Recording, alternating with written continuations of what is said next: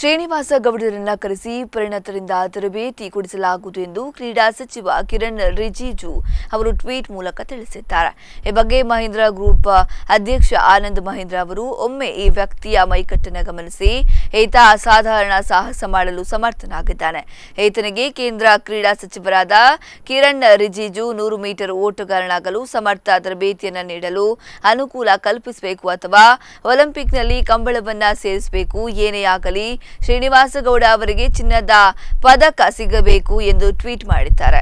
ಈ ಟ್ವೀಟ್ಗೆ ಪ್ರತಿಕ್ರಿಯೆ ನೀಡಿದ ಕ್ರೀಡಾ ಸಚಿವ ಕಿರಣ್ ರಿಜಿಜು ಅವರು ಶ್ರೀನಿವಾಸ ಗೌಡರನ್ನ ಕರೆಸಿ ಪರಿಣಿತರಿಂದ ತರಬೇತಿ ಕೊಡಿಸಲಾಗುವುದು ಎಂದಿದ್ದಾರೆ.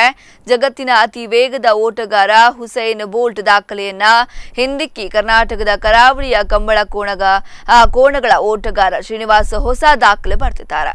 ಕಂಬಳ ಕ್ರೀಡೆಯಲ್ಲಿ ಮೇಜಾರು ಅಶ್ವತ್ಥಪುರ ಶ್ರೀನಿವಾಸ ಗೌಡ ಎಂದೇ ಹೆಸರುವಾಸಿಯಾಗಿರುವ ದಕ್ಷಿಣ ಕನ್ನಡ ಜಿಲ್ಲೆಯ ಮೂಡುಬಿದ್ರೆಯ ಅಶ್ವತ್ಥಪುರ ನಿವಾಸಿ ಕಂಬಳ ಕೋಣದ ಓಟಗಾರ ಶ್ರೀನಿವಾಸ ಗೌಡ ಅವರು ಈಗ ಹೊಸ ದಾಖಲೆಯನ್ನು ಬರೆದಿದ್ದಾರೆ. ಹುಸೈನ್ ಬೋಲ್ಟ್ 100 ಮೀಟರ್ ಓಟವನ್ನ ಕೇವಲ 9.58 ಸೆಕೆಂಡ್ ಅವಧಿಯಲ್ಲಿ ಕ್ರಮಿಸಿದ್ರೆ ಶ್ರೀನಿವಾಸ ಗೌಡ ಕಂಬಳ ಗದ್ದೆಯ ಕೆಸರಿನಲ್ಲಿ ಕೋಣಗಳ ಜೊತೆ 100 ಮೀಟರ್ನಷ್ಟು ಕೇವಲ 9.55 ಸೆಕೆಂಡ್ಗಳಲ್ಲಿ ಪೂರ್ಣಗೊಳಿಸಿದ್ದಾರೆ. ಶ್ರೀನಿವಾಸ ಗೌಡ ಅವರು ಯಾವ ತರಬೇತಿಯನ್ನ ಕೂಡ ಪಡೆಯದೆ ಸ್ವಂತ ಆಸಕ್ತಿಯಿಂದ ಕಂಬಳ ಕ್ಷೇತ್ರದಲ್ಲಿ ತೊಡಗಿಸಿಕೊಂಡು ದಾಖಲೆಯನ್ನ ಮಾಡಿದ್ದಾರೆ. ಈ ಋತುವಿನ ಕಂಬಳ ಕ್ರೀಡಾಕೂಟದಲ್ಲಿ ಅತಿ ಹೆಚ್ಚು ಚಿನ್ನದ ಪದಕಗಳನ್ನು ಪಡೆಯುವ ಮೂಲಕ ಕಂಬಳ ಕೂಟದ ಚಿನ್ನದ ಓಟಗಾರನಾಗಿ ಪ್ರಸಿದ್ಧಿಯಾಗಿದ್ದಾರೆ. ಆನಂದ್ ಮಹೀಂದ್ರ ತಮ್ಮ ಟ್ವೀಟ್ನಲ್ಲಿ ಕರ್ನಾಟಕದ ಕರಾವಳಿ ಪ್ರದೇಶದ ಸಾಂಪ್ರದಾಯಿಕ ಕ್ರೀಡೆಯಾದ ಕಂಬಳಕ್ಕೆ ಬೆಂಬಲವನ್ನ ನೀಡಿದ್ದು ಗ್ರಾಮೀಣ ಪ್ರತಿಭೆಗಳನ್ನು ಪ್ರೋತ್ಸಾಹಿಸಿದ್ದಕ್ಕಾಗಿ ಹಾಗೂ ಕಂಬಳವನ್ನ ಬೆಂಬಲಿಸಿದ್ದಕ್ಕಾಗಿ ಆನಂದ್ ಮಹೀಂದ್ರ ಅವರಿಗೆ ಟ್ವೀಟಿಗರು ಮೆಚ್ಚುಗೆಯನ್ನ ಈಗಾಗಲೇ ವ್ಯಕ್ತಪಡಿಸ್ತಾ ಇದ್ದಾರೆ.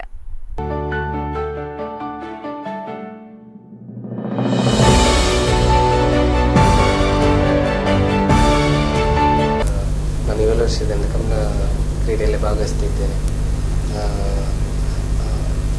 2012ರಲ್ಲಿ ಅಕಾಡೆಮಿ ಶುರುವಾಯಿತು. ಗುಣಪಲ್ ಮತ್ತು ಬಂಟ್ವಾಳ ಬಾಕಲಿಬಿಟ್ಟು ಸಿದ್ದರಾಮ ನಂತರ ಎಲ್ಲ ಕಂಬಗಳಲ್ಲಿ ಭಾಗವಹಿಸ್ತಿದ್ದೆ. ಮುಂದೆ ನಡೆದ ಫೆಬ್ರವರಿ 1 ತಾರೀಕಿಗೆ ಐಕ್ಯಲ ಕಾಂತಾಪುರ ಬುಧವಾರ ಕಂಬದಲ್ಲಿ ನೇಗಿಲಿ ಹಿರಿಯ ಕೋನಗಳು ಇರುವೈಪಾನಿಲ ಬಾಡಪೂಜಾರಿಯವರ ಕೋನಗಳು 142 ಮೀಟರ್ ಉದ್ದದ ಕೆರೆಯಲ್ಲಿ 13.61ರಲ್ಲಿ ರೀಚ್ ಆಯಿತು. ತುಂಬ ಹೆಮ್ಮೆ ಅನಿಸ್ತದೆ ನನಗೆ, ಅಭಿಮಾನಿಗಳಿಗೆ ಕೂಡ ತುಂಬ ಖುಷಿಯಾಗಿದೆ.